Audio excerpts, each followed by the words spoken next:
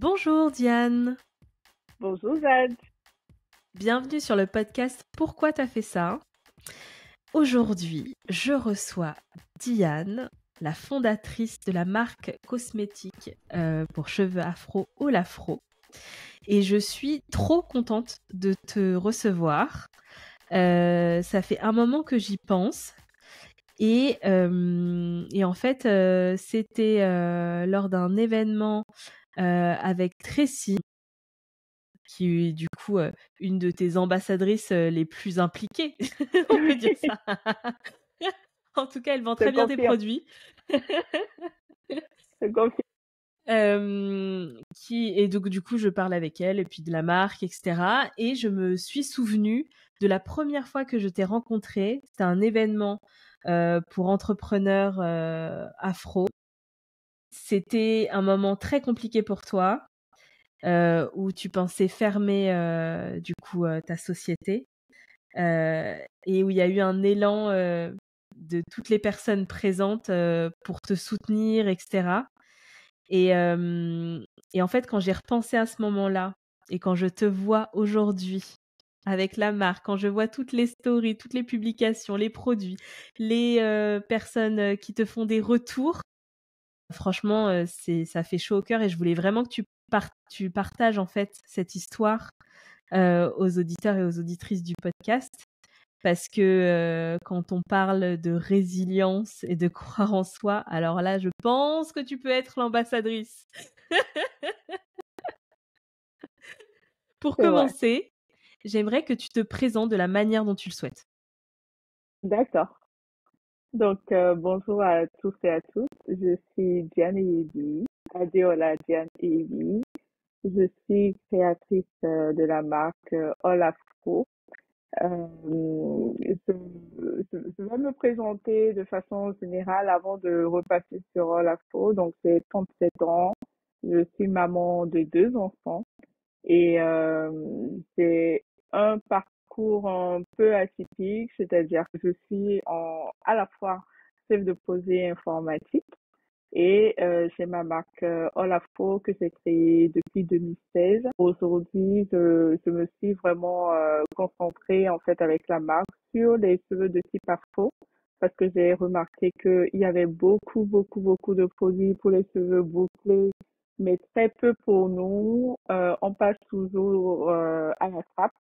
Et finalement, j'ai décidé de recentrer la marque sur les cheveux afro en particulier et non seulement de proposer des produits, mais aussi des conseils, parce qu'il y a beaucoup de choses qui sont héritées en fait de ce qu'on a vu sur Internet depuis le mouvement de retour naturel, qui sont pas forcément vraies.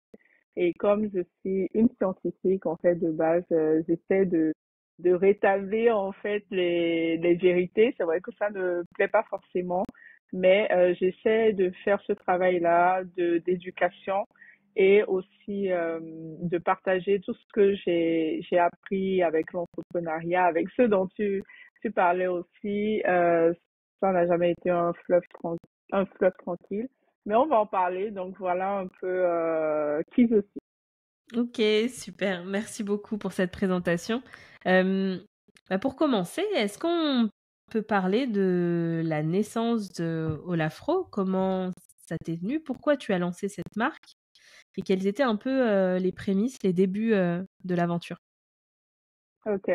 Alors en fait, il faut savoir que moi, pour la petite histoire, j'ai été défrisée à l'âge de 8 ans. Ma maman m'a fait un défrisage pour un événement religieux. Donc, je faisais ma première communion et elle m'a défrisé les cheveux. Et pour moi, ça a été une libération vraiment parce que je souffrais littéralement en fait. Tous les dimanches, quand elle devait me faire les cheveux, ça allait me casser quelque part pour qu'elle ne me trouve pas. Et il y avait le fameux tabouret sur lequel il fallait s'asseoir pour faire les cheveux. C'était une torture pour moi. Mais comme dans l'environnement où j'ai grandi, donc moi j'ai grandi au Bénin, je suis arrivée en France à l'âge de 19 ans, donc j'ai fait toutes mes études au Bénin. Et l'environnement dans lequel j'étais jusque-là, bah, tout le monde avait les cheveux défrisés en fait. Pour moi, c'était toutes les femmes noires devaient se défriser les cheveux. Il n'y avait pas de possibilité. En tout cas, je n'en voyais pas de garder ses cheveux au naturel. C'était vraiment dans mon environnement, tout le monde avait soit des traits, soit du défrisage. Donc pour moi, c'était quelque chose de normal.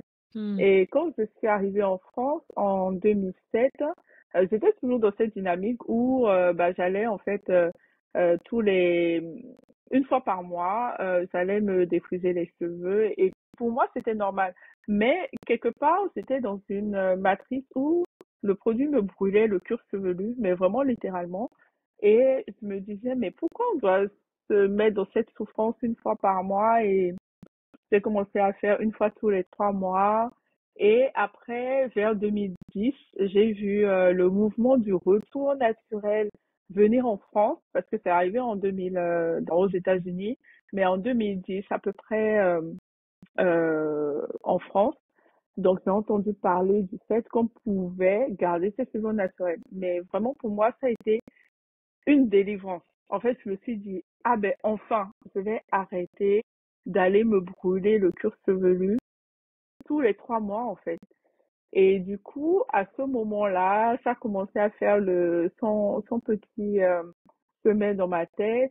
Et je suis passée, en fait, j'ai décidé de garder mes cheveux naturels en 2000. À cette époque-là, il y avait des marques existantes qui proposaient des produits pour cheveux non défrisés et tout ça. Mais ces marques-là, quand moi je les utilisais, sur ma texture de cheveux, donc j'ai des boucles très resserrées et j'ai le cheveu très fin. Donc, ce qu'on appelle dans le jargon d'André Walker, j'aime pas trop cette classification, mais bon, c'est celle que les gens connaissent le plus.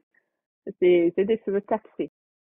Et du coup, il fallait absolument, quand je mettais les produits que je trouvais sur le marché, rajouter de l'huile ou un peu d'aloe vera ou quelque chose en tout cas parce que c'était pas assez suffisant pour ma texture de cheveux. Donc à l'époque, c'était Facebook qui était le réseau social sur lequel tout le monde était et du coup j'ai créé une page sur Facebook en me disant, je vais partager mon aventure et je suis sûre qu'il y a d'autres personnes comme moi qui ont vu le mouvement venir, mais qui ne savent pas comment faire avec notre type de cheveux. Donc, j'ai créé une page qui s'appelait Africaine et cheveux crépus. Et pourquoi j'ai mis africaine? Parce que je voulais vraiment que ce soit des personnes aux cheveux crépus qui Hmm. intègrent ce groupe-là et qu'on trouve des solutions. Parce que ce qu'on avait sur Internet à l'époque, c'était vraiment pour les personnes qui avaient les cheveux bouclés. Et je me rendais bien compte que mes cheveux ne correspondaient pas à ça. Et même, j'ai été un tout petit peu déçue, en fait, quand je suis revenue au naturel parce que mes boucles ne correspondaient pas à ce que je voyais sur YouTube à l'époque. J'ai été déçue. C'est quand j'ai coupé mes cheveux, je me suis dit, ah, mais c'est quoi ça? C'est pas ce à quoi je m'étais identifiée. Je pensais que j'aurais des boucles définies, que j'aurais les cheveux bien. Bah, je sais pas. J'avais un imaginaire qui correspondait pas à ce que j'avais réellement sur la tête. Et du coup, quand j'ai créé le groupe, je me rappelle, en une semaine, il y avait déjà 1000 abonnés à la page. Je me suis dit non, il y a un truc. Et en fait, j'avais vraiment créé le groupe sur Facebook dans l'idée d'avoir un groupe intimiste. Donc pour moi, 1000 personnes, ça faisait trop. C'est pas ce que je recherchais. Donc, j'ai dit aux personnes qui étaient sur le groupe, écoutez, ce qu'on va faire, c'est que je vais fermer le groupe et je vais créer une page maintenant. Donc, j'ai créé une page sur Facebook qui s'appelle Cheveux Crépus Mode d'emploi. La page est encore active, elle est encore visible maintenant. Et au lieu de faire quelque chose de vraiment intimiste, on va partager des choses un peu plus abouties. On pourra faire des articles, on va prendre les retours de chaque personne, les expériences par rapport aux produits et tout ça. Et on va tout mettre sur la page. Donc, c'est ce qui s'est passé. On a fait ça. Il y avait des administratrices, voilà, il y avait des personnes qui partageaient des choses. On se partageait nos astuces en fait. Et de plus en plus, en fait, a germé l'idée de se dire, comme il n'y a pas de produit finalement qui soit vraiment dédié aux cheveux afro, et qu'on avait Aromazone dans le temps qui avait ouvert aussi, on faisait des recettes et tout, bah c'est là en fait que je me suis dit, il y a déjà des choses qui fonctionnent pour nous, puisque quand j'ai partagé les recettes, ça fonctionnait pour les autres aussi. Donc je me suis dit, en fait, si je trouve des produits, si j'arrive à faire des produits qui fonctionnent pour moi, bah ça fonctionnera pour d'autres personnes. Parce que à l'époque, le groupe, enfin la page sur Facebook a grandi, on était 10 000 abonnés, on se partageait des choses et tout ça. Et donc l'idée est venue comme ça. J'ai commencé à me renseigner un tout petit peu comment je pouvais faire. Euh, et il faut savoir que moi, j'ai un caractère où je respecte les règles. Hmm. Ça, c'est quelque chose, je n'arrive pas à faire autrement. C'est, si on me dit, il faut passer tout droit, je passe tout droit. Je passe à gauche, je passe à droite, je passe tout droit. Donc, quand je me suis renseignée, j'ai vu que c'était interdit de fabriquer des produits chez soi et de les vendre. Donc, je me suis dit, la recette que j'ai fait des recettes, j'avais formulé un shampoing, j'avais formulé un après-shampoing qui fonctionnait bien. Et donc, je me suis dit, je vais prendre contact avec un laboratoire et créer ça. Voilà, je vais créer des produits et je vais voir comment ça va fonctionner. Tu n'avais Et c'est aucune connaissance de comment, enfin, quel était le circuit pour mettre en place des produits, etc., etc., ou tu avais quand même des connaissances sur ça? Non, j'avais pas de connaissances. Je suis allée sur Internet. Hmm. J'ai vraiment contacté des laboratoires. Je leur ai dit ce que je voulais créer comme produit. Je leur ai donné mes ingrédients et je leur ai demandé en fait de me faire un devis. Donc, j'ai fait des devis chez différents laboratoires et je suis vraiment allée au feeling en fait. Donc, il y a un laboratoire que j'ai trouvé où ils étaient force de proposition.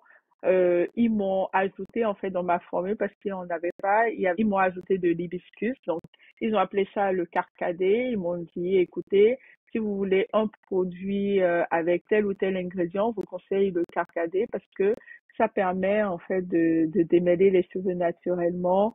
Donc, j'avais rajouté de la racine de guimauve. En fait, c'était des choses qui n'existaient pas dans les produits à l'époque. Il n'y avait pas de racine Hmm. de guimauve, mais comme je regardais les différents blogs, les différents articles et tout ça, j'ai vu que la racine de guimauve, par exemple, aidait à démêler les cheveux. Donc, à l'époque, en 2015, en fait, quand j'ai fait la formulation, j'ai intégré la racine de guimauve, donc qui a été complétée par l'hibiscus, finalement, par le laboratoire. Et même si maintenant, aujourd'hui, c'est très en vogue, hein, les produits à l'hibiscus, on en trouve partout. Bah, à l'époque où j'ai fait ça, il n'y avait aucun produit qui contenait de l'hibiscus, Hmm. tout simplement sur le marché. Et j'ai lancé comme ça la marque. Donc, j'ai créé le logo avec une graphiste. Et l'idée, en fait, du logo, c'est vraiment ça, c'est le peigne. Donc, c'est le peigne afro qu'on a tous. L'idée, c'était de mettre au-dessus du peigne afro, en fait, une couronne. Donc, l'arbre qui représente l'afro. Et c'est de ça qu'on est parti, que j'ai décrit au graphiste et qui m'a fait un logo qui était vraiment superbe, quoi. Enfin, pour moi, la graphiste avait vraiment compris ce que je voulais véhiculer et même en termes de couleur, c'est le orange, en fait, ça fait référence à la terre ocre. La terre, donc c'est l'ancrage en fait à la terre et finalement le marron au-dessus. Donc là, je parle du logo de l'époque. Le marron, en fait, il y avait la couronne et après, bah, il y avait le All Afro qui était dans le logo. Mais ça, après, j'ai eu à changer ça, mais c'était ça, en fait, de base que je voulais passer Hmm. comme message euh, ces couleurs-là. Et il y avait du jaune aussi, c'était le soleil en fait, parce qu'en Afrique on a du soleil, c'était l'ancrage dans tout ça. All Afro. Donc, voilà. Et le nom, comment le nom t'est venu? Alors, le nom aussi, j'ai fait pas mal de brainstorming avec ma sœur. Donc, moi, je vous ai dit tout à l'heure, je m'appelle Adeola. C'est un prénom africain, c'est un prénom en Yoruba. Le Yoruba, c'est une langue du Bénin et du Nigeria. Donc, Adeola, Ade, ça veut dire couronne. Et Ola, ça veut dire prestige, richesse. Et du coup, j'ai eu comme idée de prendre le Ola, donc la richesse, et de prendre de l'autre côté Afro pour, ce qui vient d'Afrique. Donc, richesse africaine. Donc, pour moi, ça faisait Ola et Afro.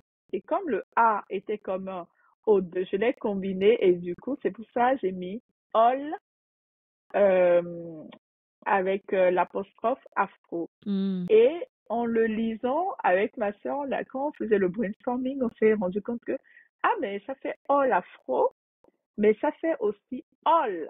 Si on lit en anglais, ça fait all, tous les afros. Et ça fait aussi oh, l'afro. Mmh.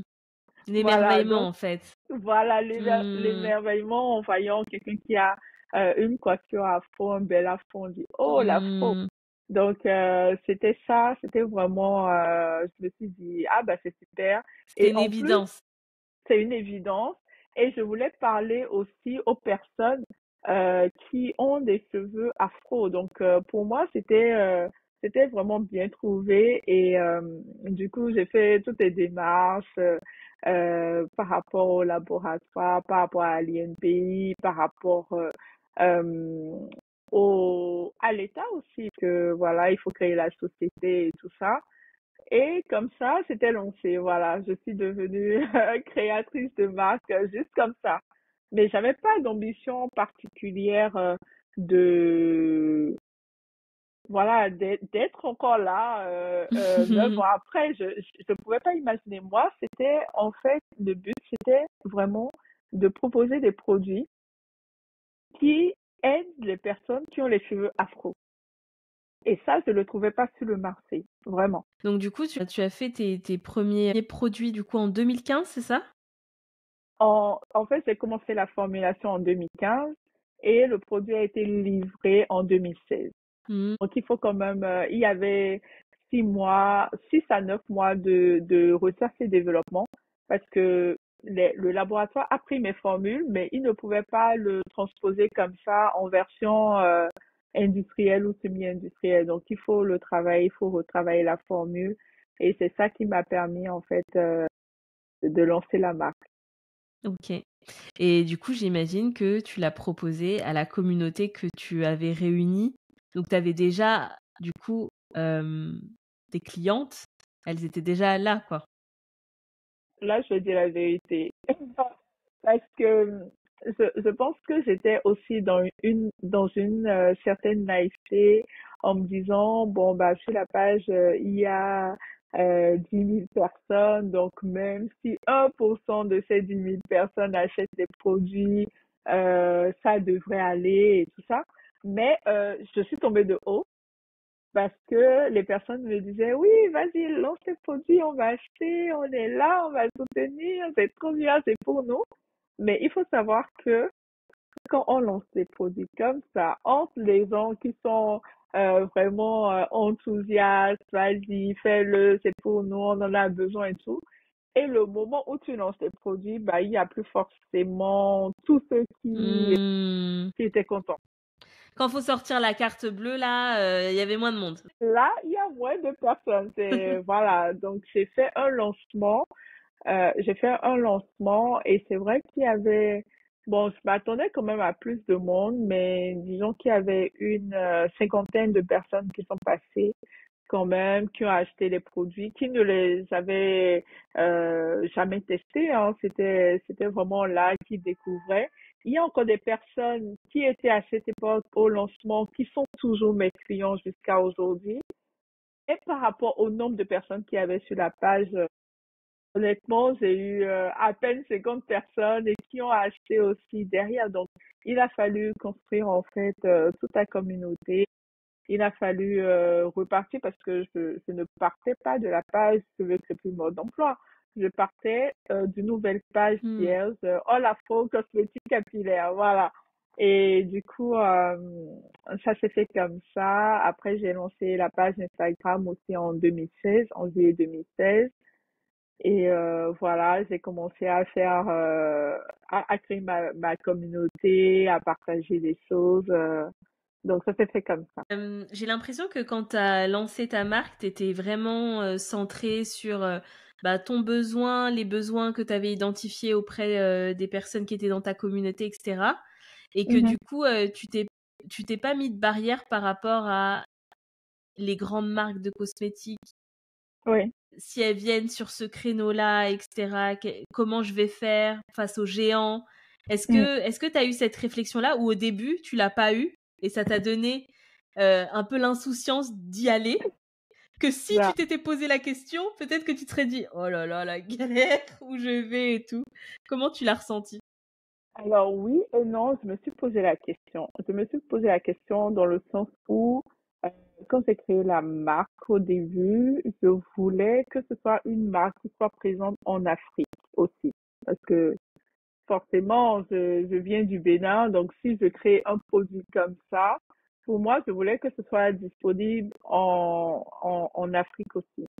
Mais c'est vrai que j'ai eu des gens qui m'ont dit, mais non, mais en Afrique, c'est des L'Oréal et consorts, bah, tu peux pas pénétrer ce marché-là. C'est vrai que par rapport à ça, par rapport à la création de marque, moi, je me suis pas freinée par rapport à ces géants-là. Parce que je me disais, ça ne les intéresse pas, les cheveux crépus. Je voyais pas en quoi ça les intéressait. Je me suis dit, si ça les intéressait, ils auraient déjà proposé des solutions. C'est vrai qu'il y avait Garnier qui proposait en fait des produits avocats, karité et tout Hmm. ça. En termes de formulation, c'était pas du tout ce vers quoi je tendais. Parce que moi, en fait, je me suis beaucoup appuyée sur mes besoins personnels aussi pour pouvoir créer la marque parce que je, en fait, il y a un certain type de composants que les gens ont l'habitude d'utiliser dans les produits cosmétiques qui ne me vont pas.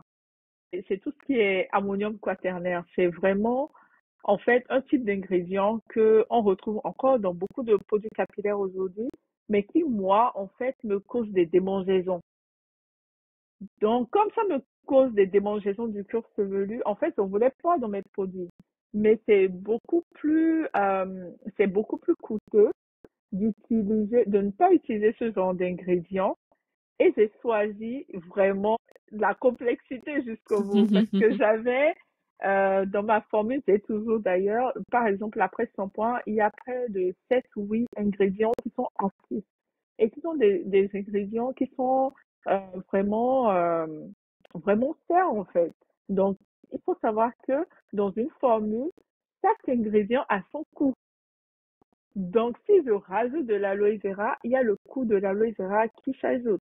Si je rajoute de l'huile d'avocat, il y a ce coût. Si je rajoute du beurre de karité, il y a le coût du beurre de karité, etc. Donc, en fait, les grandes marques n'ont pas intérêt à ce que les produits leur coûtent cher. Elles misent plus sur des ingrédients phares dont elles vont parler. Par exemple, elles vont parler de l'huile d'avocat, du beurre de karité. Mais quand tu regardes dans la composition, ces ingrédients-là sont en fin de composition. Alors que moi, je fais le contraire. C'est que quand je dis qu'il y a de l'huile d'avocat dedans, il y en a dans les premiers ingrédients. Il n'y en a pas dans Parce les que dans derniers la liste ingrédients. d'ingrédients, Oui, les premiers ingrédients sont les ingrédients qui sont en plus grande quantité, c'est ça? exactement, c'est ça. Mm. C'est vraiment, en fait, on dit même, quand tu prends un produit, pour savoir ce dont il est composé, tu peux te concentrer uniquement sur les trois premiers ingrédients.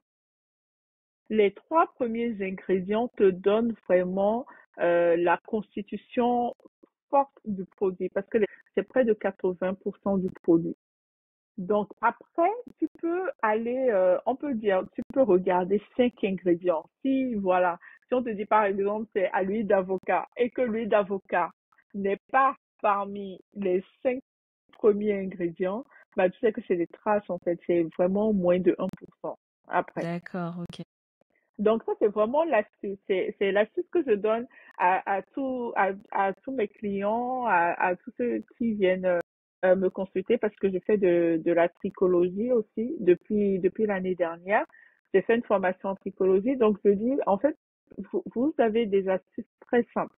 Vous regardez derrière l'étiquette. En fait, vous regardez derrière le produit, vous regardez l'étiquette parce que outre les aspects marketing à l'huile d'avocat, à je ne sais pas quoi, c'est l'étiquette en fait qui fait foi.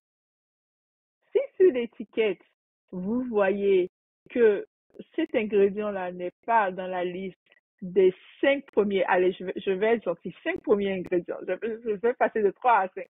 Le premier ingrédient, si c'est pas dedans, c'est que non, vous avez des traces de beurre de karité ou je sais pas quoi.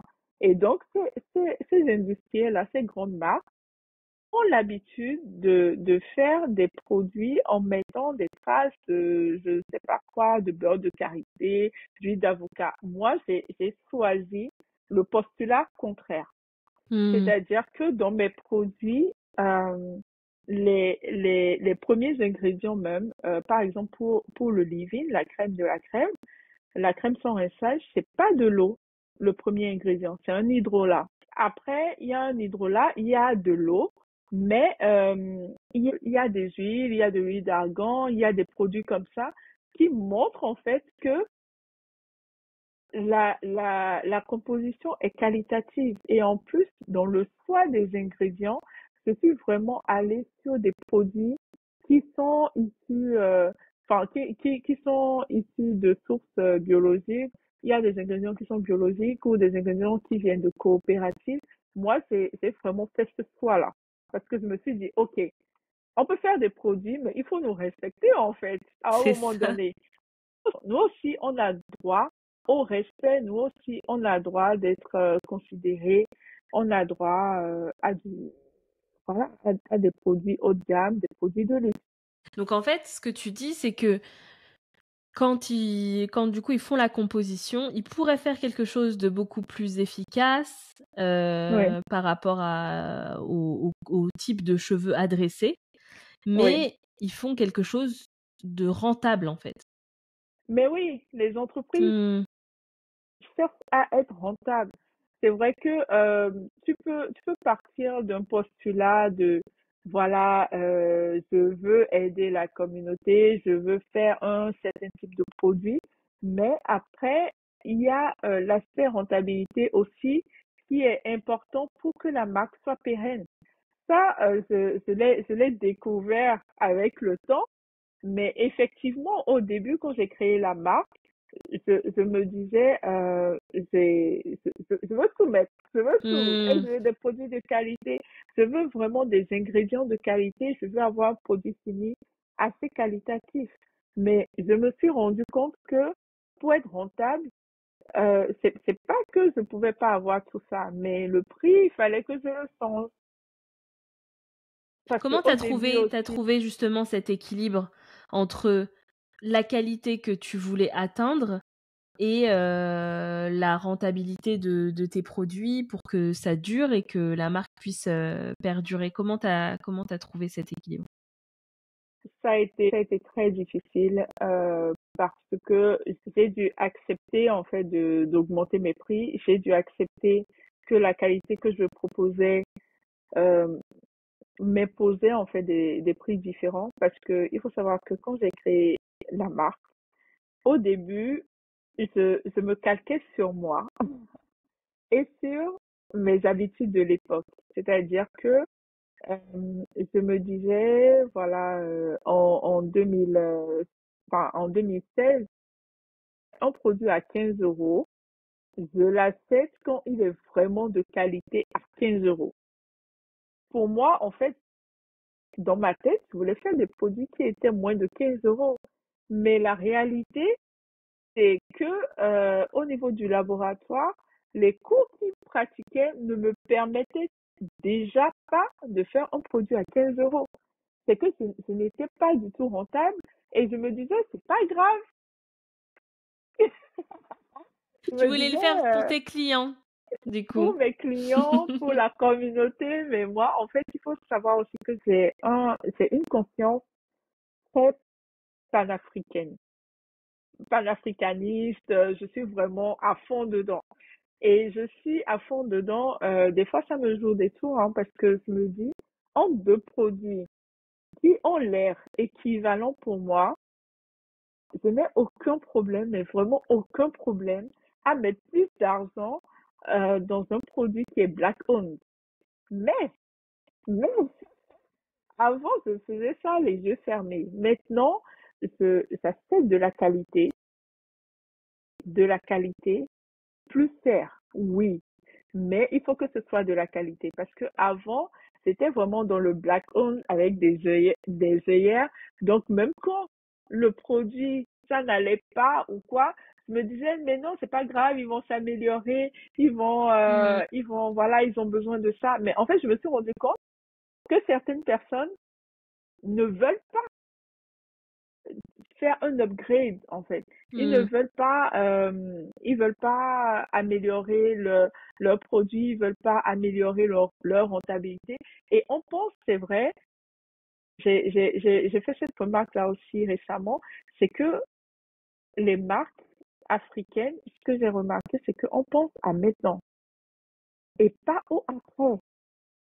Et le après est dans le temps, que ça perdure dans le temps, on n'y pense pas forcément. Et c'est ça qui nous tue en fait. C'est vraiment ça qui nous tue. Donc, j'ai dû faire un travail sur moi-même en me disant, soit je diminue la qualité et je garde le prix, soit je reste dans la même qualité et même encore plus, et je suis OK que je ne suis pas dans une catégorie bas de gamme, en fait. Je suis OK avec ça et je l'accepte. Et une fois que j'ai accepté ça, bah, j'essaie de faire des prix qui soient justes pour les clients et qui soient justes pour moi aussi parce que c'est du travail derrière, c'est de l'investissement financier. Et je dis souvent, je suis la sugar daddy de All Afro.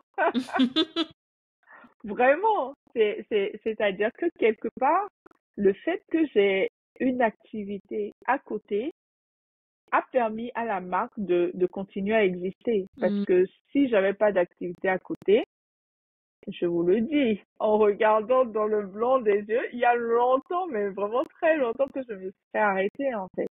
Parce que ça te rémunérait pas. Je ne me rémunère toujours pas avec Mm, Olafco. Mais cette année, ça va changer parce que voilà, j'ai eu des formations et je me suis rendu compte que ça pouvait pas continuer et surtout parce que ça fait 9 ans. mm, Donc voilà, maintenant j'ai décidé de me rémunérer, même si c'est quelque chose de symbolique en fait, de me rémunérer avec All Afro parce que c'est quand même de l'investissement en temps, même si mm. ce n'est plus de l'investissement financier parce que maintenant All Afro s'autofinance, mais c'est quand même de l'investissement en temps de ma part. Bien sûr, Voilà. carrément. Mm. Ton aventure entrepreneuriale, du coup, a commencé avec Olafro. Avant, t'étais pas à ton compte, t'avais pas d'activité. Donc, Pas du t'as tout. commencé du coup avec un produit dans un marché concurrentiel dans la cosmétique. Je pense que parmi les entrepreneurs parmi nous, tu as tes difficultés quand même dans la Oui. découverte de l'entrepreneuriat. Alors, tu nous as dit que tu as toujours, du coup, tu avais un job salarié et la partie du coup entrepreneur avec Olafro. Mhm. Comment tu vis justement le fait de, quand tu es devenu entrepreneur, ce que tu as découvert avec cette nouvelle étiquette, entre guillemets, Mhm. et aussi, ce que j'aimerais bien savoir, c'est le partage entre les deux. Ton identité Olafro, ton identité chef de projet informatique. Comment ça cohabite? Alors, ça, disons que je fais, ça cohabite sans que j'y pense. J'ai déjà eu des cas où mon cerveau était tellement dans le côté all afro que en parlant au travail, donc sur mon métier de chef de projet informatique, une fois, je me rappelle, j'ai eu ça dans la tête, je voulais dire Diane Evie, créatrice de la marque Olafo. Et après, je me suis dit, mais non, mais non, pas du tout. En fait, non, c'est pas ça, en fait. Donc, quand on me dit de me présenter, tu vois, comme je l'ai fait tout à l'heure, quand je suis dans le domaine informatique, puisque, en fait, je suis consultante et je travaille pour des clients, je ne parle pas du tout de la partie Olafo. Quand je suis à fond dans Olafo et que euh, je suis avec mes clients ou je sais pas, en live, voilà, en conférence ou quoi, je parle des deux. Mais je ne peux pas, en fait, sur ma partie de consultante informatique, parler de Olafo. Ça peut embrouiller les gens. Mm. Et c'est pour ça, par exemple, si tu vas sur mon LinkedIn, tu n'auras que la partie chef de projet informatique et mes expériences en fait de consultante. Tu n'auras pas la partie Olafo du tout. Mais les personnes, par exemple, parce que ça m'est déjà arrivé, pour une nouvelle mission, mais les personnes sont curieuses, elles vont chercher mon nom sur Internet. Et ben, elles trouvent, elles trouvent Olafo. Donc, elles me disent comment ça se fait et je leur dis, voilà, j'ai cette activité en plus. Mon entreprise de consulting dans laquelle je suis a été informée parce que au moment où ils m'ont recruté, je leur ai dit que j'avais une entreprise en fait de cosmétiques. Et comme ça ne les concurrence pas directement, tant que mon travail est fait, il n'y a pas de problème. Mais oui. Mais si en fait au niveau de chef de projet, ils commencent à se rendre compte que j'ai des absences, que voilà, je suis pas investie, ils vont peut-être se poser la question de est-ce que c'est parce que tu as quelque chose à côté? Mm. Donc, c'est toujours de trouver un équilibre entre les deux. C'est vrai que c'est pas évident parce que, par exemple, là, il y aura la NHA là bientôt. Voilà, donc je pense qu'au moment où l'épisode sera diffusé, ce sera déjà Bah, ce sera passé. passé, mais oui, là, tu es en plein dans la préparation. Du coup, la NHA, pour ceux qui ne Exactement. connaissent pas, c'est la Natural Hair Academy, c'est ça? Exactement, c'est la Natural Hair Academy. Et là, j'y participe en tout pour la 5e fois. Et ce qui se passe dans ces cas-là, c'est que je prends des jours de congé, tout Mm. simplement. Donc, l'installation se fait vendredi. Je prends un jour de congé vendredi. Et du coup, tout mon week-end, je travaille pour la NHA avec Olafco. Mais par contre, la semaine d'après, bah, il faut que je revienne au boulot avec ma casquette de chef de projet informatique comme si de rien n'était.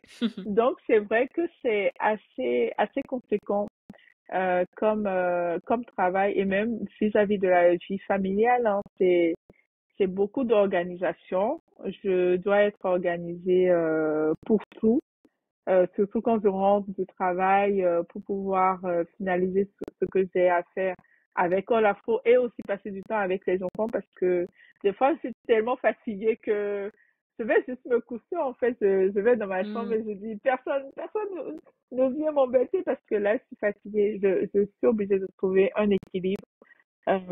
Sinon, je pense que même par rapport aux enfants, je vais rater des moments de leur vie et j'ai pas envie. Je veux concilier tout ça. Je vis 1000 vies à la fois et je pense aussi que ça me permet de garder mon esprit bien occupé et bien focus. Je pense que j'aime ça aussi d'une certaine façon hein, parce que l'activité de chef de projet informatique, ça, on l'avait déjà fait. Et je sais que je suis de nature à m'ennuyer vite. Donc là, c'est Là, de je quoi pense que faire. tu t'ennuies pas, là. Je m'ennuie pas. Non, non, non, je m'ennuie pas. J'aimerais bien savoir, je sais pas si tu t'es déjà posé la question comme ça, mais qu'est-ce qui, dans le métier de chef de projet informatique, vient t'aider dans Olafro et qu'est-ce qui, dans Olafro, vient nourrir ta partie de consultante? Alors, les deux vont ensemble dans le sens où euh, je suis chef de projet informatique, mais j'aurais pu très bien faire chef de projet dans le domaine cosmétique. En fait, la gestion de projet, elle est une et indivisible, si je peux dire ça comme ça. Donc, en fait, elle vient dans tous les domaines possibles. C'est la partie gestion de projet. Je me mets en tête, en fait, je me mets dans la position de créatrice de la marque, la fois où je dois tout gérer aussi. Il y a plusieurs aspects à prendre en compte. Donc, par exemple, gérer une marque de cosmétiques, c'est pas seulement vendre des produits, c'est juste une petite partie, en fait.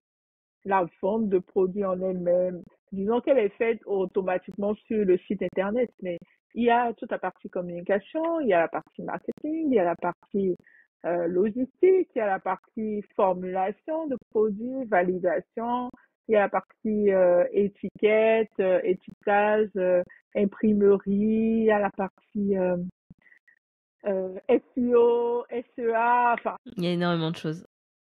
il y a énormément de choses. Donc, je suis en quelque sorte, même dans Olafo, je suis obligée de compartimenter les choses, de faire de la gestion de projet aussi finalement, en Mm. me disant, voilà, je veux lancer un nouveau produit. Est-ce que j'ai commandé, est-ce que j'ai vu avec le laboratoire, ils font la production quand? Ils font la production à telle date. Il faut qu'ils aient les étiquettes. Est-ce que quand j'ai commandé les étiquettes, c'est bon avec l'imprimeur, tout a été validé, le BAT et tout ça. Il me livre pour quand? Est-ce que ce sera assez? Est-ce que j'ai prévu les 10% de marge par rapport au problème qu'il peut y avoir? Parce que dans une production, il peut y avoir des pots cassés, surtout que c'est des pots en verre. Est-ce que au niveau du graphiste, tout a été bien mis en conformité avec ce que le laboratoire m'a dit? Est-ce que au niveau de l'imprimeur, tout est carré? Est-ce que au niveau du transporteur, ils ont bien toutes les informations, ils savent, ils ont le numéro de téléphone, ils ont. En fait, c'est une gestion de projet grandeur nature. Mm. Et du coup, mon métier de chef de projet et ça m'aide énormément. En fait, j'arrive à mieux gérer les différents aspects du business. Parce que Mm. là, par exemple, il n'y a pas que ça. Il y a aussi la comptabilité. Est-ce que j'ai mis la facture de côté pour remettre après dans le logiciel comptable? Est-ce que au niveau de la banque, tout va bien? Est-ce que mes cartes de paiement ne sont pas expirées? Est-ce que il y a tout le temps ça? Et tu es toute seule. Tu es toute seule. Et je suis toute seule. Sinon, c'est pas drôle. Donc, en fait, ce que je fais depuis quelques années, c'est que je me fais quand même accompagner de façon ponctuelle. Donc, je prends des prestataires. Par exemple, pour la création de contenu, c'est des prestataires des fois. Et bah, j'ai Tracy, du coup, aussi qui m'aide énormément parce que je crée du contenu moi. Mais elle a un aspect un peu plus, enfin, elle a un aspect visuel un peu plus abouti. Donc, elle me dit, quand je peux lui demander des conseils, elle me dit, ah non, ça, il faut peut-être enlever. Donc, ça me permet de retravailler le contenu. Mm. Elle m'aide aussi pour certaines vidéos UGC, donc on fait des collaborations ensemble. Euh, il y a la gestion, bah oui, des influenceurs, voilà, du calendrier éditorial, des idées, La liste est très longue.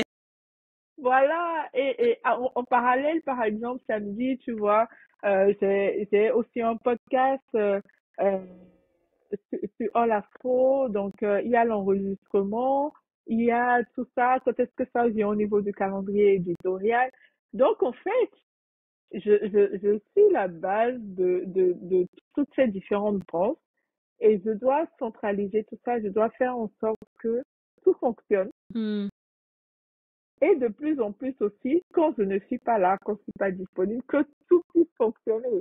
Bon, c'est pas encore possible maintenant, parce que, voilà, par exemple, la production, si je réponds pas au laboratoire, ils font pas de production. Si je ne commande pas les étiquettes, bah, rien ne se fait. En fait, c'est moi qui valide et tout ça. Donc, oui, je suis vraiment à une phase où il faut que je délègue un peu plus Mm. pour pouvoir tout gérer. Mais Pour le moment, ça va. Je pense que je suis aussi dans un objectif de développement et d'ouverture de la société aussi à des investisseurs, à des associés, donc qui va se faire bientôt. Et ce, cette ouverture aussi va me permettre d'avoir des compétences, des gens qui vont me permettre aussi d'aller de l'avant, pas que au niveau financier, mais sur tout l'ensemble en fait. Oui, OK, OK, trop bien. Et toi, à terme, tu voudrais être que sur Olafro? C'est ton objectif? La question est difficile parce que, en fait, je suis dans le domaine des télécoms et réseaux. C'est vraiment un domaine qui me plaît. Mmh. J'y prends beaucoup de plaisir. Donc, ça fait que la question est très difficile. Je me la suis posée dernièrement. Euh, je pense que là, ça va encore parce que je peux faire les deux. Mmh. Mais quand il faudra choisir, je pense que ce sera un peu difficile, mais je vais quand même garder la partie télécom. Je pense que je vais peut-être voir comment je peux faire des consultations quand même, continuer à faire des consultations en télécom, en réseau et tout ça. Parce que Mmh. c'est vraiment un domaine qui me plaît. Je l'ai pas choisi par hasard. Je l'ai choisi parce que c'est quelque chose qui me fait vibrer, en fait. Oui, c'est pas juste un métier alimentaire, en fait. C'est Non, vraiment non, une non, c'est pas un passion métier. aussi. Mmh. OK, trop bien. Oui, donc ça veut dire que même dans l'évolution de Olafro et de l'ouverture dont tu parles avec des associés et cetera, bah, ça peut peut-être aussi, te permettre de garder les 2, parce que d'autres personnes vont, gérer à tes côtés. Bien sûr, Mmh. j'espère, mais c'est vrai que ce sera pas faisable comme je le fais, en tout cas dans le modèle actuel, Mmh. pendant très longtemps. Après, il faut que je regarde s'il y a des possibilités de me mettre en 4/5e ou en disponibilité, je sais pas comment on appelle ça, en tout Mmh. cas faire la moitié du temps avec sur la partie télécom parce que c'est vraiment, comme je dis, en fait, en vrai, je suis chef de projet, je peux être chef de projet dans n'importe quel domaine. Donc, ça peut être le domaine informatique, le domaine télécom, enfin, c'est la compétence, en fait, c'est une certification de chef de projet qui peut aller partout dans tous les domaines. Donc, à voir, mais c'est vrai Mmh. que je pense que j'ai quand même gardé la main dans quelques projets télécom ou réseau pour ne pas perdre ça, en fait. Mmh. OK. OK, OK. Tu nous as dit au début, l'aventure entrepreneuriale et je pense que les entrepreneurs et entrepreneuses qui nous écoutent, te rejoignent aussi. C'est pas un long fleuve tranquille, il y a des tempêtes, faut s'accrocher et je te parlais du coup en introduction du jour où je t'ai vu pour la première fois et où tu étais dans une de ces tempêtes. Est-ce que tu accepterais d'en parler? Oui, je vais en parler, bien sûr. Je vais en parler. Alors, en fait, il faut savoir que, donc, j'ai dit Olafo à 9 ans aujourd'hui. J'ai, j'ai envie de dire que j'ai souhaité arrêter la marque 10 000 fois, vraiment. Plusieurs fois, je me suis demandé, mais pourquoi je faisais ça? Pourquoi je m'imposais ça? Pourquoi voilà, je restais pas simplement avec mon travail de chef de projet informatique qui me paye très bien. Enfin, moi-même, je me remettais en question. Il y a eu trois, trois étapes, trois étapes importantes depuis la création de All Afro. La première étape, c'était en 2020. Oui, c'était, disons que ça a commencé en 2019 jusqu'à 2020. Alors, qu'est-ce qui s'est passé? J'ai participé à la Natural Academy la première année en 2018. Donc, après cette participation, j'ai eu un contrôle de la DGCCRS. Donc, la DGCCRS, c'est un organisme de l'État, c'est la Direction générale de la concurrence et de la répression des fraudes. Voilà. Donc, c'est eu un contrôle de leur part et ils ont voulu, en fait, contrôler mes produits, voir si je produisais en laboratoire. Ils m'ont demandé en fait toutes les informations sur les produits, donc le DIP, donc c'est le dossier d'information produit, la déclaration, le listing des produits que j'avais vendus et tout ça. Donc ils ont fait aussi un contrôle au niveau des laboratoires en question. Le contrôle en question a duré quasiment 1 an. Hmm. Ah, c'est aussi Oui. long? Bah, je sais pas pourquoi, mais en fait, ce qu'il faut savoir, c'est que dans le domaine cosmétique, on te dit, quand tu as eu une, un contrôle de la DGCCRF, c'est pas anodin. À 99% des cas, c'est une dénonciation, en fait, c'est une délation. Donc, comme c'est une délation, donc ça voudrait dire que une personne est allée demander en fait à la DGCCRF de contrôler mes produits ou mon entreprise Donc parce ça peut être la que concurrence, quoi. voilà, ça peut être la concurrence, mais en tout cas c'est une délation. Tous les laboratoires m'ont dit ça. C'est en fait généralement ils contrôlent les grands. Et même le contrôleur m'a dit, vous avez été contrôlé parce que vous êtes déclaré, parce que vous êtes déclaré comme entreprise de cosmétiques. Parce que ceux qui ne sont pas déclarés, ils ont beaucoup plus de mal à les trouver. Mm. Mais quand ils les trouvent, c'est vrai qu'ils ont, voilà, ils ont des peines un peu plus grandes ou voilà. Du coup, moi c'était toute petite, enfin, ça faisait 2 ans que All Afro existait. Je trouvais vraiment que c'était qui s'acharnait en fait sur Mm. moi, sur la marque et tout ça. J'avais très peur. Je ne sais pas pourquoi. Un contrôle, c'est toujours quelque chose qui est inconfortable. Mm, bien sûr. Du coup, je me suis rendu compte que l'un des laboratoires avec qui je travaillais n'était pas très fiable. N'était pas très fiable en termes de procédés. Et ça, je pouvais pas le savoir. C'est au moment du contrôle que j'ai su que, en fait, pour la petite histoire, ils ont dit que j'ai mis sur l'étiquette que en cas de contact avec les yeux, qu'il fallait que la personne lave les yeux, rince les yeux à l'eau claire, mais que je n'avais pas mis, la phrase qui était importante, c'est ne pas mettre en contact avec les yeux. Mm. Ok. Donc, vu que je n'avais pas mis ça, ils m'ont dit que ce n'était pas en règle, que le laboratoire n'était pas en règle.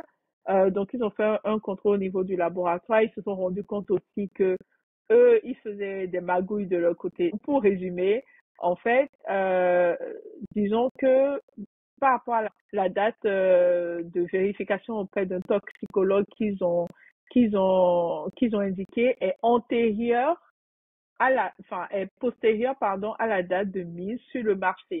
Donc, par rapport à ça, eux, ils estiment que bah, le laboratoire n'est pas en règle. Et donc, par ricochet, vu que c'est mes produits, c'est moi qui ai mon nom dessus et tout ça, c'est moi qui ne suis pas en règle. Donc, ils ont fait pendant longtemps l'enquête au niveau du laboratoire. Après, il s'est avéré que le laboratoire lui a fourni ce qu'il fallait. Mais en tout cas, disons que le laboratoire m'a lâché moi en tant que personne, voilà, en disant oui, mais nous on ne comprend pas, on n'a jamais eu de contrôle. Ils vous en veulent à vous. Mm. Et comme ils m'en veulent à moi, soi-disant, bah ils m'ont un peu lâché. Et là, je me suis rendu compte que il y a quelque chose que j'ai toujours voulu faire, que je ferai un jour. Euh, C'était de fabriquer mes produits en Afrique et de les exporter en Europe. Mais j'ai réalisé à ce moment-là que en cas de contrôle, comment je fais? Mais oui. Mm. Je me suis rendu compte que bah là encore, l'entreprise était en France, ils ont pu aller sur place dans le laboratoire, ok, ils se sont arrangés finalement et tout ça. Mais si c'était en Afrique, je faisais comment? Parce que c'est pas pour dénigrer un peu les laboratoires africains, mais ce qui est réel, c'est que si j'avais eu un contrôle comme ça, j'aurais pas forcément eu tous les papiers qu'on me demandait de fournir. C'est ça, c'est pas le Et même je sais, process et tout. ben oui, et je sais même pas si j'aurais pu joindre quelqu'un. Mm. Et ce truc-là, ça m'a fait réfléchir. Je me suis dit, OK, si tu veux faire ça, il faut que tu maîtrises le process de bout en bout. Il faut que ce soit un laboratoire que peut-être que tu as mis en place, que tu connais très bien, pour savoir que il faut qu'il respecte les normes européennes parce que tu vas vendre en Europe ou tu vas vendre, voilà, en Occident. Il faut que toutes les normes soient remplies pour que C'est quand on ça. te dit donne les papiers, bah tu puisses les fournir. Mm. Donc en fait, cette affaire, ça m'a vraiment épuisée pendant 1 an.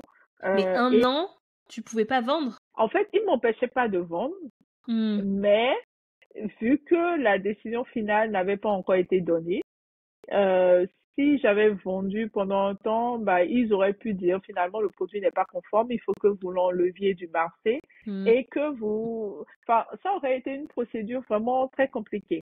Parce Ok. que comme il y avait un bout de phrase qui manquait sur les étiquettes, il aurait fallu que je retrouve toutes les personnes à qui j'ai vendu les produits pour leur dire en fait, ne mettez pas le produit en contact avec les yeux. Ok. Et moi, j'ai dit au contrôleur, mais ça coule de source. Les gens, ils vont pas mettre le produit dans les œufs. Et il m'a dit, non, non, c'est légal, il faut le mettre. Donc, bon, après, j'ai plus beaucoup discuté. Je lui ai dit, OK, il n'y a pas de problème.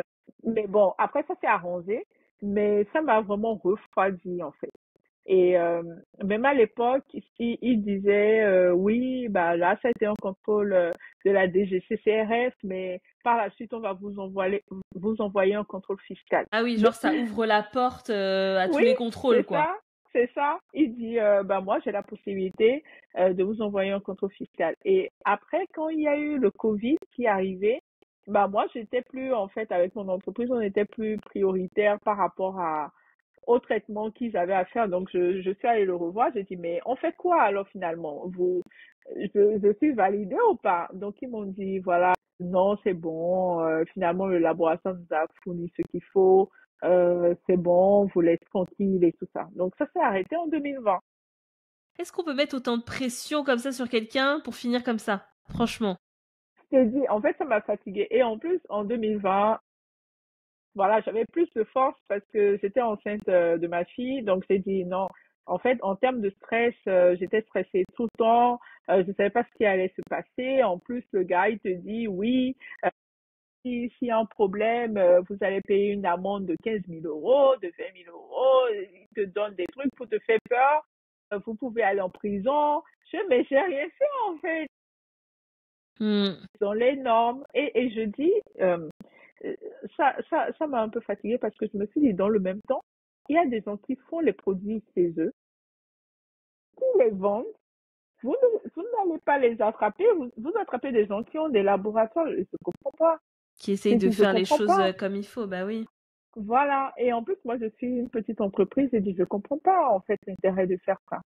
Hmm. Donc, voilà. Donc, ça, c'était le premier événement. Ensuite, il y a eu, en 2022, une remise en question totale parce que mes produits se vendaient bien. Vraiment, ça se vendait bien, mais en termes de stock, je n'arrivais pas à suivre. C'est-à-dire que c'était tout le temps en rupture de stock.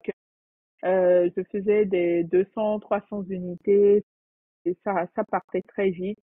Et en fait, avec les coûts aussi, tu sais, il y a eu, c'est en 2022, je sais pas s'il y a eu l'inflation ou je sais pas ce qui s'est Oui. passé. Du coup, sur les matières premières, il y a Voilà, aussi l'électricité, donc forcément ça a répercuté.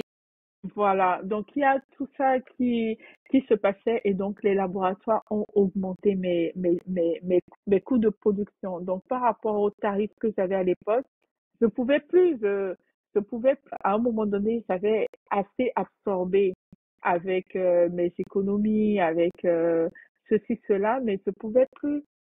Et je savais qu'il fallait que je me développe. Donc, j'avais pas de solution. Et je me suis dit, pour la deuxième fois la plus sérieuse, en fait, là, j'ai pas de solution, je vais arrêter. Et donc, c'est là qu'on s'est vu au Oui. fameux événement. D'ailleurs, je voulais pas venir. C'est Tracy qui m'a beaucoup apporté son nom dans ce podcast qui m'a dit, ah, il y a un groupe d'entrepreneurs comme ça, viens et tout. Donc, en fait, je m'attendais même pas. Et ça, en fait, ça a été vraiment Euh, Ça a été vraiment, ils m'ont pris par Hmm. surprise en fait, parce que je m'attendais pas à ce qu'elle me tende le micro pour venir parler. J'étais vraiment là. Ah non, en plus moi je suis introvertie. Ça ne se voit pas comme ça, mais je suis très introvertie. J'étais là en mode et je suis tombée dans un piège, mais pourquoi? Et tout. Donc j'étais gênée.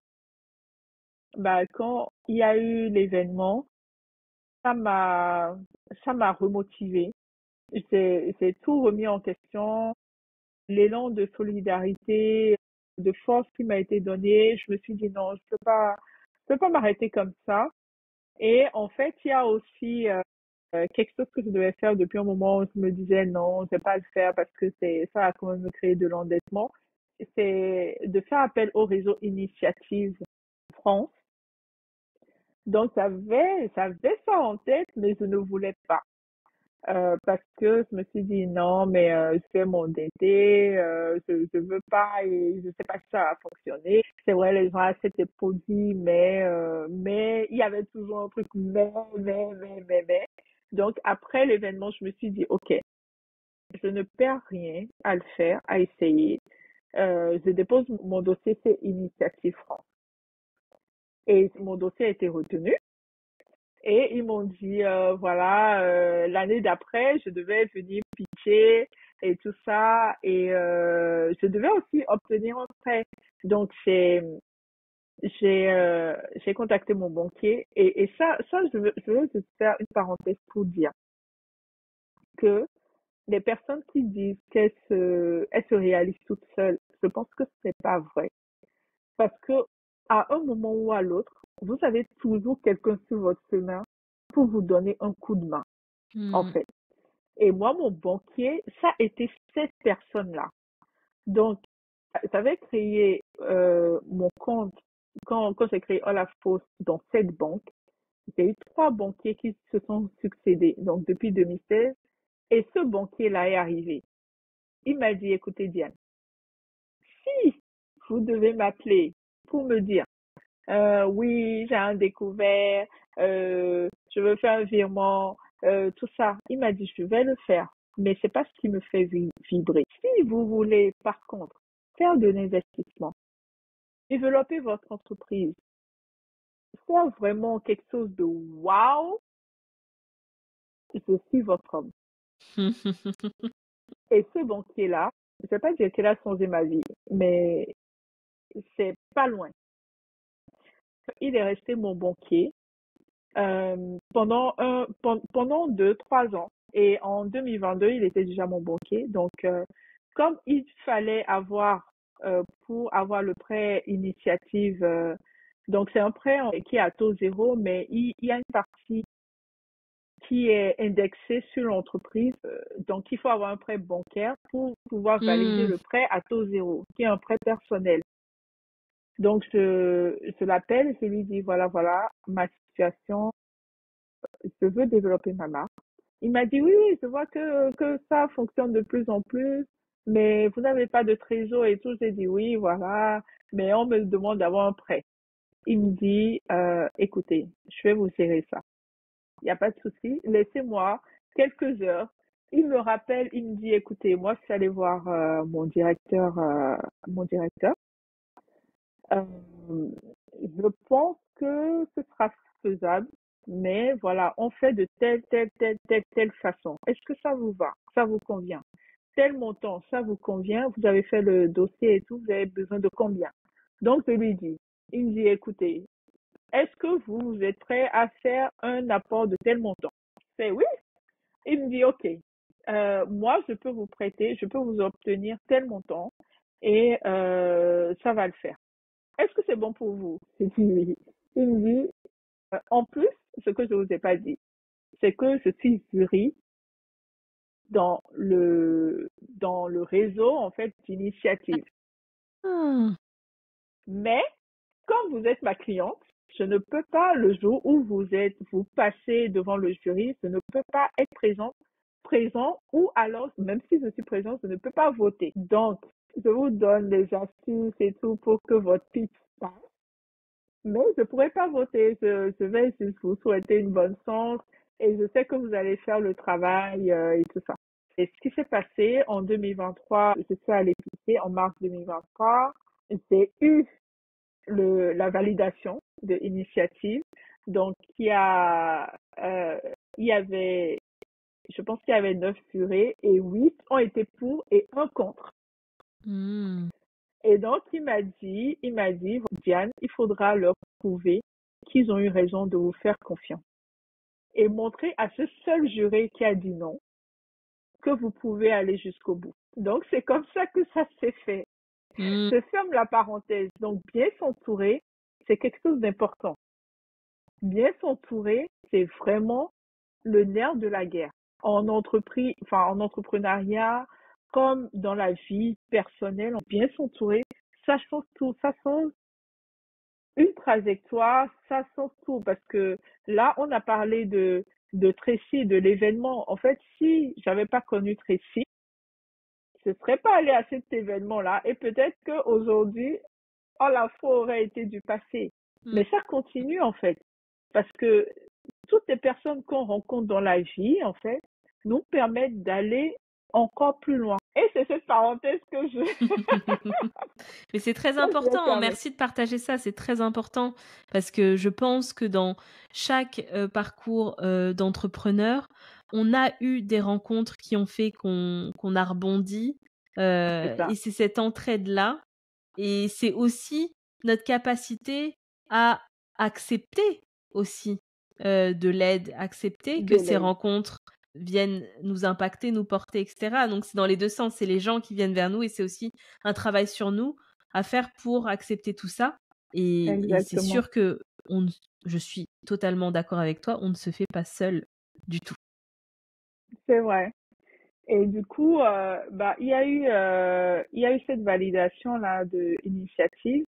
Mais entre le moment de la mise à disposition du montant et le moment où ça a été, donc entre la validation et la mise à disposition du montant, je pense qu'il s'est passé 2 ou 3 mois. 2 ou 3 mois aussi où j'étais là en mode, voilà, j'avais déjà commencé à dire au laboratoire, bon, ben maintenant je vais avoir une grosse production, je devais faire des acomptes et tout ça. Donc, je dépensais, mais je ne voyais pas l'argent venir. Bon, ils m'ont dit, ça va venir, mais je ne le voyais pas encore et tout ça. Et c'est finalement arrivé 2 mois après. Donc, pour ceux qui vont faire appel à ce réseau, il faut savoir quand même, il faut savoir anticiper. Parce que Hmm. si vous n'anticipez pas, ça peut créer quelques problèmes derrière. Parce qu'il y en a qui m'ont dit qu'ils ont attendu 3 à 4 mois. Parce que entre le moment où c'est validé par la banque et le temps de faire d'autres contrôles, de vérifier quand même que vous êtes vraiment solvable, que vous êtes, voilà, ça peut prendre un petit temps qui est aussi déstabilisant. Donc, ça, c'était le deuxième moment Hmm. où, voilà, je me disais vraiment que j'allais arrêter et tout ça. Et il y a eu un moment l'année dernière aussi où, euh, en fait, je me rendais compte, j'avais eu le bilan de l'année 2023 et j'étais en négatif. En fait. J'avais fait une perte sur Olafrose et n'étais pas en résultat positif et ça m'a mis en coup au moral. Et je me suis dit, en fait, tout ça pour ça, enfin, j'ai travaillé comme ça, j'ai fait des choses, en fait, que je pensais même pas faire, comme aller pitcher devant des investisseurs, enfin, devant le jury pour Hmm. avoir le prêt et tout ça. Et tout ça pour avoir, en fait, un bilan négatif sur 2023. En fait, ce que j'avais décidé, ce que j'ai dit à ma communauté à ce moment-là, c'est écoutez, je mets 2024, je change le site, j'ai finalement eu les sous, donc on a tout changé, j'ai fait une mise à jour du logo, de la charte graphique et tout ça. J'ai refait le site internet parce que je l'avais fait moi-même à l'époque. Donc déjà pour le site internet aussi, il y avait eu des dingueries, mais j'en ai pas parlé. J'avais pris une prestataire qui, du jour au lendemain, en fait, pendant le temps où je m'étais mise en pause par rapport à la DGCCRF qui a fermé boutique et qui a supprimé mon site. Voilà. Et apparemment, elle m'a dit qu'elle m'a envoyé les informations, mais comme moi, je n'étais plus connectée, j'étais plus dans le truc, je n'avais pas vu. Et en plus, elle a envoyé sur l'adresse mail qui porte le site. Donc, fatalement, quand le site existait encore, je pouvais récupérer, mais quand elle a supprimé le site, bah, j'avais plus accès à Mais mes oui. informations, j'ai perdu tous mes clients, les commandes, bref, je suis repartie de zéro. Mmh. Donc, comme j'avais eu tout ça, j'avais fait le site par moi-même, parce que comme j'ai des petites connaissances en développement, j'ai vraiment configuré un site par moi-même. Le site, il fonctionnait, mais ça ne reflétait pas le niveau, en fait, que je voulais qu'il reflète. Le truc où vous êtes quand même dans, je ne vais pas aller jusqu'à dire que c'est du haut de gamme, mais c'est quand même en fait c'est quand même des produits qui nous respectent quoi. Donc je voulais quand même que quand on va sur le site, que ce soit respectable, Oui, que l'image soit alignée, ouais. Mmh. pas aligné. Donc j'ai refait le site, j'ai refait le logo et tout ça. Et donc, c'est tout ça en fait que j'avais fait et pourtant le résultat était négatif en 2023. Donc, j'ai dit à ma communauté, on essaye encore en 2020. Le bilan de 2024 n'est pas bon. Écoutez, on arrête. J'arrête parce que ça fera trop. Et heureusement, le bilan de 2024 est positif. Je suis contente. Et ça m'a redonné un petit baume au cœur et ça m'a aussi redonné de la motivation. Donc, sur cette année aussi, 2025, je me dis, je vais à fond. Je vais vraiment à fond. Je fais les choses à fond pour ne pas avoir de regrets.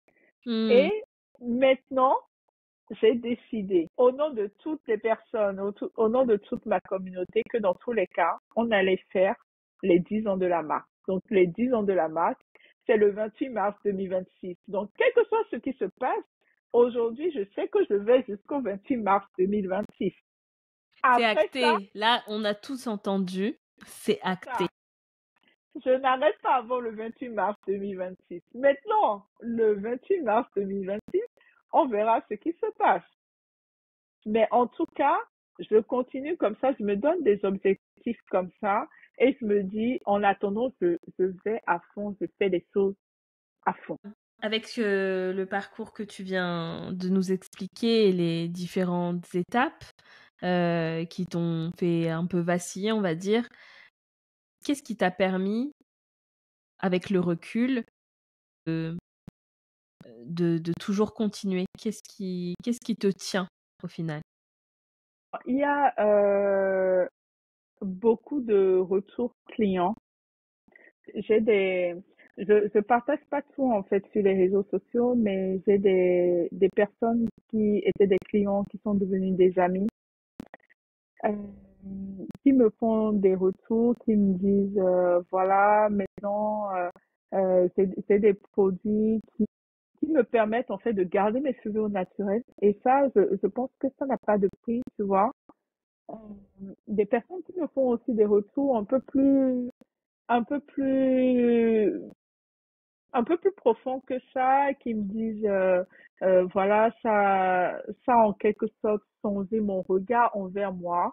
Je m'apprécie, j'apprécie mes cheveux et j'ose faire des choses. Et en fait, c'est tout ça pour moi. Donc, il y a ça, il y a mes clients qui me portent, il y a des gens qui me disent, voilà, qui sont souvent dans mes DM en me disant, ah ben Diane, tu peux faire telle ou telle chose, tu peux nous proposer ça, ce serait trop bien. Et je prends en compte, en fait, c'est leur marque. Elles, elles se sont appropriées la marque. Et c'est vraiment ce que je voulais faire, en fait. C'est vraiment ce que je voulais passer comme message. Donc, c'est vraiment quelque chose qui est important pour moi. Et il y a aussi ma fille. Mon compagnon, il m'a dit une fois, quand j'étais dans un moment de doute, il m'a dit, mais regarde les cheveux de ta fille. Tu peux pas t'arrêter, en fait. Regarde ses cheveux. Et c'est vrai que ça aussi, ça me porte. Et c'est le pourquoi. Le pourquoi en général pour la communauté afro, pour des produits qui nous respectent. Parce que on dit beaucoup que les choses ont avancé en Europe, mais en Afrique, il y a encore beaucoup de gens qui mettent leur perruque, qui font des tresses, qui font des défrisages, qui ne veulent pas avoir le cheveu naturel parce que quand ils voient l'afro comme ça, ils n'ont pas encore compris que c'était une coiffure comme les autres. C'est encore perçu comme, oui, tu t'es pas coiffé, oui, c'est quoi ça et tout ça. Et moi, je dis, à chaque fois que je vais au Bénin, c'est comme si j'étais dans un acte militant. Je vais au Bénin, je lâche mon afro. Je vais au Bénin, je vais à Dakar, j'ai des coiffures tout avec l'afro lacé pour leur montrer que si, ça aussi c'est une coiffure en fait. Et c'est pour ça je suis ancrée dans tout ça et maintenant je regarde aussi vers l'Afrique où je me dis, c'est vrai qu'il y a beaucoup de choses qui ont changé ici, mais il y a encore beaucoup de choses à faire en Afrique. Et c'est vraiment ça qui me motive en fait à fond. Il y aura peut-être la version All Afro en Afrique avec une nouvelle marque, mais euh, je me dis il y a beaucoup de choses à faire et surtout en Afrique en fait. Tu es en mission et du coup ta Je suis en mission elle n'est mission, pas terminée. pas du tout, pas du tout. Oui, c'est quand je pourrais mettre tout ça vraiment en de la visualisation à la réalité. Je vais me dire, OK, parce que là encore, je me dis, je fais un travail, mais c'est comme si je suis en préparation pour ce qui va arriver après. Ok. Et il y a des choses qui vont arriver aussi ici, bientôt. Du teasing, on adore ça. Non, mais je pense qu'en t'écoutant, malgré bien sûr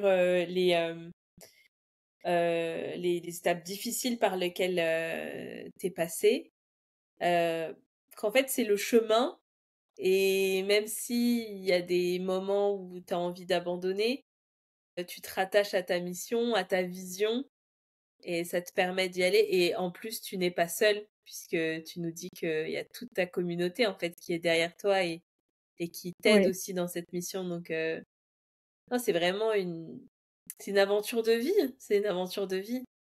la famille aussi. Je l'ai pas dit, mais euh, je suis très bien entourée. J'ai la chance d'être très, très bien entourée.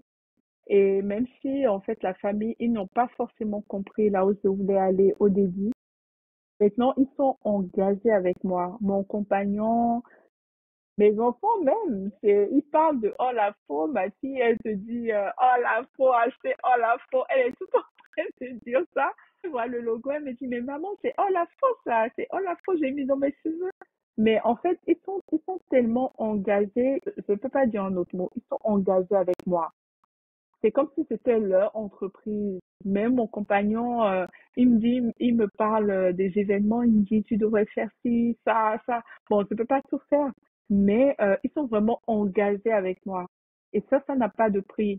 Donc, il faut s'entourer. En tant qu'entrepreneur, surtout, on est très seul, il faut s'entourer. Et il faut avoir des gens qui comprennent votre vision et qui voient même au-delà de ce que vous voyez, en fait. Ça, c'est Mm, génial. carrément, ouais, c'est ce qui porte, c'est sûr, et c'est ce qui permet de tenir et de pouvoir ne pas lâcher quand on rencontre des difficultés. C'est Tout vrai que à c'est fait. super important. On Tout à arrive à la fait. fin de notre conversation. On a dit plein de choses. C'était super intéressant et vraiment merci de nous avoir livré tout ça avec autant d'authenticité, de transparence. Je pense que ça aide vraiment les personnes qui nous écoutent et quel que soit le domaine au final, que ce soit dans un domaine aussi compliqué que la cosmétique. Mais voilà, il y a d'autres domaines avec des règles aussi très contraignantes.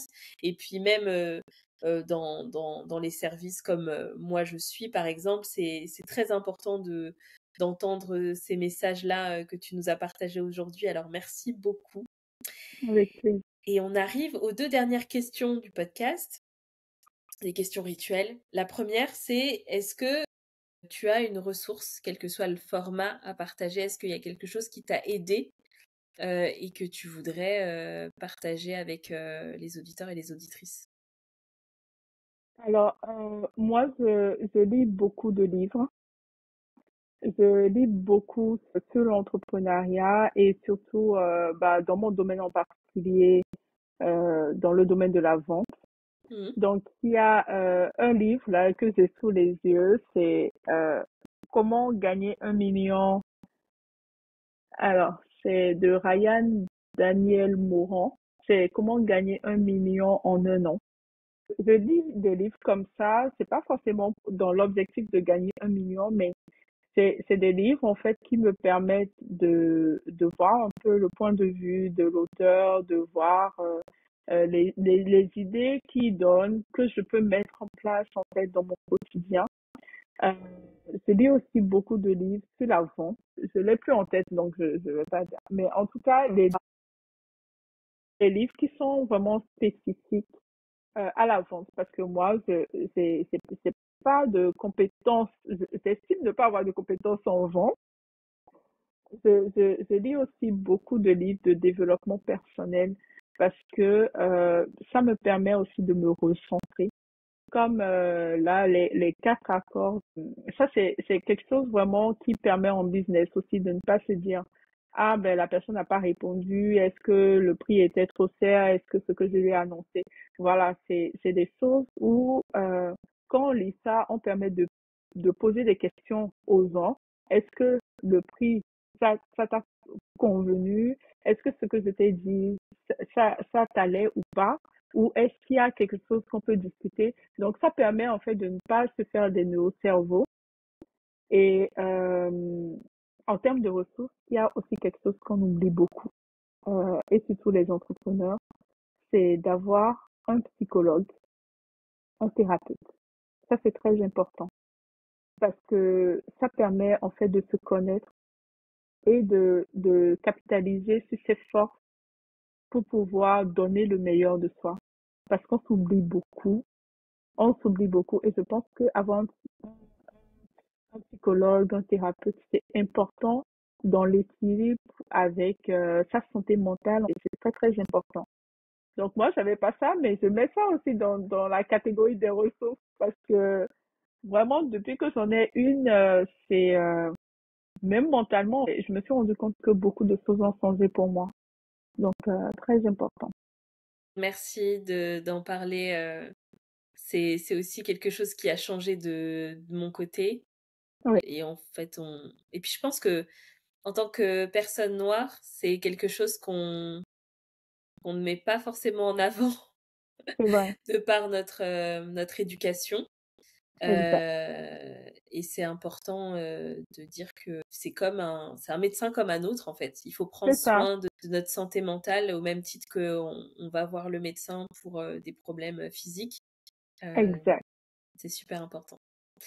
Merci beaucoup pour toutes ces ressources. Et la dernière question, c'est quelle personne verrais-tu à ta place au micro de pourquoi tu as fait ça? Il y a une personne à qui je pense. Euh, Elle s'appelle Isima Onyangue. Isima Onyangue, elle est c'est une responsable marketing du groupe Semé Maybelline. Et en fait, je trouve qu'elle est très inspirante. En fait, j'aime bien l'écouter et puis moi, c'est assez spécifique sur le domaine de la beauté. Mhm. Mais j'aime bien écouter son expérience et ce qu'elle partage. Et elle le fait vraiment avec beaucoup d'authenticité, beaucoup de simplicité. Et j'ai beaucoup aimé discuter avec elle. Et elle fait partie, je pense qu'elle ne le sait pas encore, mais c'est l'une de mes mentors. Elle est plus jeune et j'ai envie de dire que c'est pas parce que les gens sont plus jeunes qu'ils n'ont rien à apprendre aux autres. Mhm. Elle est plus jeune que moi, mais je trouve qu'elle a beaucoup de maturité en termes d'entrepreneuriat, sa vision et tout ça. Après, elle est très orientée aussi vers l'Afrique. Donc, si vous avez des projets à faire en Afrique, si vous avez voilà des doutes, sur, par exemple, le retour en Afrique ou le Mhm. retour vers des pays dont vous êtes originaire, elle peut vous aider. Vraiment, j'aime beaucoup sa façon d'être. Donc, j'ai parlé avec elle récemment, c'est pour ça que je l'ai en tête. Donc, je dirais, oui, directement Ishima. Ok, ben je note. Merci beaucoup. Ben écoute, je suis vraiment ravie de t'avoir accueilli sur le podcast. Je Moi pense qu'on aurait pu encore continuer longtemps parce qu'il y a vraiment énormément de choses à dire. On va quand même préserver les auditeurs et les auditrices aussi. et s'arrêter maintenant. Peut-être qu'on fera un épisode 2 plus tard, on ne sait pas. Avec En grand tout, plaisir. en tout cas, merci beaucoup, beaucoup, Diane, pour tout ce que tu as partagé. Et on te Merci. souhaite longue vie à Olafro. Merci beaucoup. À toi aussi, Merci à merci pour toi. tout ce que tu fais. Merci. À très vite. Ciao. À très vite.